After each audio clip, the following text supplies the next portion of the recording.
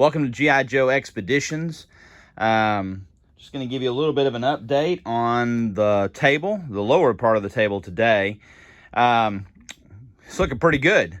Just my own opinion. If you think it looks pretty good, give a like or subscribe or something. But anyway, you can kind of see what the vision looks like a little bit more.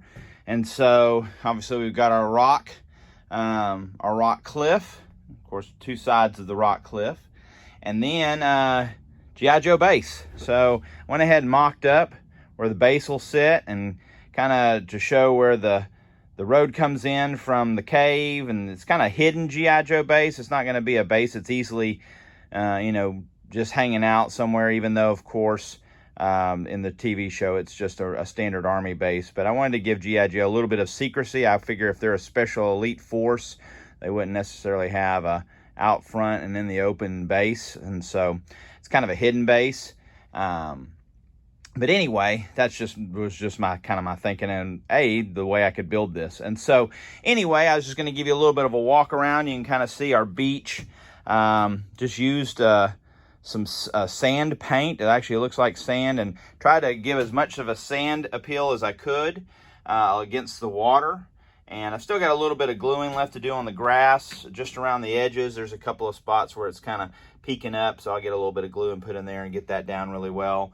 But then, of course, I wanted to set up what a military base would have, which would be pavement. They wouldn't be on dirt necessarily unless they were a mobile unit, but this is not a mobile unit. This is a setup G.I. Joe Special Operations base, of course. So there would be pavement, and so eventually what I want to do is, because the military has order to it, they have, lines and things like that, and for all of their weapons to sit in. And so I'll probably stripe this, get some stripes in place in order to say places where you can't park and those kind of things. And so, but anyway, this is G.I. Joe base, and of course the cave.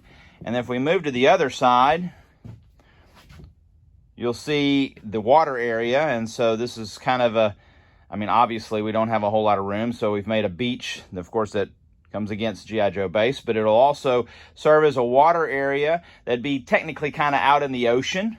And as we film, we can, crop out the land and be more of it's in ocean, especially with some green screen and whatnot. And so, of course, the backdrop of it will be the newly arisen Cobra Island, and so a little bit of the mortar rock there that would have come from volcanic or explosions and things like that. And so obviously you can see we have the tactical battle platform and a few Cobra ships, and of course our shark. And I've been thinking about what to do with this area over here, and so what I'm thinking about doing is actually putting in a platform.